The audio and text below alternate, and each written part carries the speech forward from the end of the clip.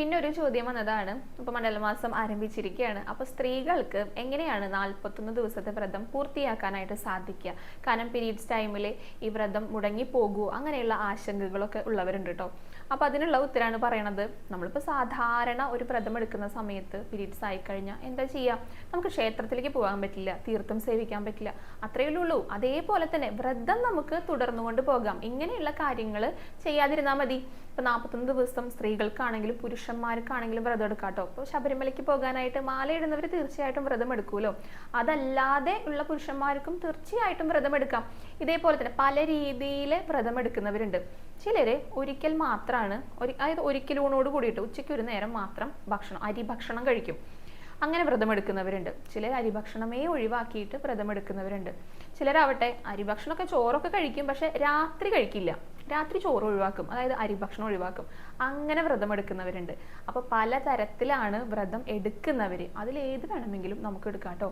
എപ്പോഴും നമ്മുടെ സൗകര്യത്തിനനുസരിച്ച് ആരോഗ്യം കൂടെ ശ്രദ്ധിച്ചിട്ട് വേണം വ്രതം എടുക്കാനായിട്ട്. ചിലപ്പോൾ നല്ല ഉഷാറൊക്കെ ആയിട്ട് ആദ്യത്തെ ദിവസം തുടങ്ങും. അപ്പോൾ 41 ദിവസം പൂർത്തീകരിക്കണമല്ലോ, അതിനും കൂടെ സാധിക്കുന്ന രീതിയിൽ വേണം നമ്മൾ അതെല്ലാം ചിട്ടപ്പെടുത്താനായിട്ട്. അപ്പോൾ പീരീഡ്സ് ആവുന്ന സമയത്ത് അമ്പലത്തിൽ പോകാനായിട്ട് സാധിക്കില്ല. അപ്പോൾ ഗുരുവായൂർ ക്ഷേത്രത്തിലേക്ക് തന്നെ വരുന്നവരായിരിക്കുമല്ലോ, തൊട്ടടുത്ത ക്ഷേത്രങ്ങളിലേക്കൊക്കെ പോകുന്നവരായിരിക്കും. അപ്പോൾ ആ ദിവസങ്ങളിൽ ക്ഷേത്രത്തിൽ പോകണ്ട, അല്ലെങ്കിൽ പഞ്ചഗവ്യം സേവിക്കണ്ട, തീർത്ഥം സേവിക്കണ്ട, അതൊന്നും വേണ്ട. ബാക്കിയുള്ള ദിവസങ്ങളിൽ പോകാലോ. അപ്പോൾ സാധിക്കുന്ന ദിവസങ്ങളിലെല്ലാം ക്ഷേത്രങ്ങളിൽ ക്ഷേത്ര ദർശനം നടത്തുക, എന്നിട്ട് വ്രതമെടുക്കുക. ഇപ്പോൾ പീരീഡ്സ് ആയിരുന്ന സമയത്തൊക്കെ ചിലർക്കൊക്കെ വളരെ ബുദ്ധിമുട്ടുന്നവരുണ്ട്. അതായത് അങ്ങനെയുള്ള ശാരീരികമായിട്ടുള്ള ബുദ്ധിമുട്ടുകൾ നന്നായി അനുഭവിക്കുന്ന സ്ത്രീകളുണ്ട്.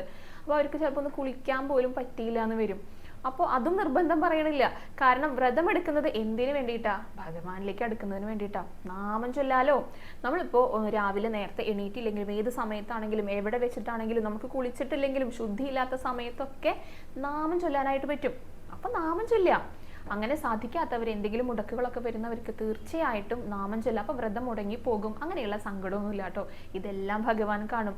നമ്മുടെ മനസ്സിലെ ഭക്തി ഉണ്ടായിരിക്കുക എന്നുള്ളതാണ് ഏറ്റവും പ്രധാനപ്പെട്ട കാര്യം. അപ്പോൾ അത് ആർക്ക് വേണമെങ്കിലും എപ്പോൾ വേണമെങ്കിലും വ്രതം എടുക്കാനായിട്ട് സാധിക്കും. സ്ത്രീകൾക്കോ പുരുഷന്മാർക്കോ അങ്ങനെയുള്ള യാതൊരുവിധ വ്യത്യാസമില്ല കേട്ടോ. ഒരിക്കലും വ്രതം മുടങ്ങി പോകുന്നുള്ള ചിന്തയും വേണ്ട. നമുക്ക് സാധിക്കുന്ന രീതിയിൽ നമ്മുടെ ആരോഗ്യത്തിനനുസരിച്ച് ചിട്ടയായിട്ട് വ്രതം സാധിക്കുന്നവർക്ക് അങ്ങനെ എടുക്കാം. ഇനി അല്ലാത്തവർക്കും സങ്കടപ്പെടുകയൊന്നും വേണ്ട. ഈ പറഞ്ഞതുപോലെ തന്നെ ഭഗവാന്റെ നാമം ചൊല്ലുക, നന്നായിട്ട് നാമം ചൊല്ലുക. ഏത് സമയത്തും നമുക്ക് നാരായണ നാമം ചൊല്ലാൻ സാധിക്കുന്നതാണ്. അപ്പോൾ 41 ദിവസം എല്ലാവർക്കും വ്രതമെടുക്കാം കേട്ടോ.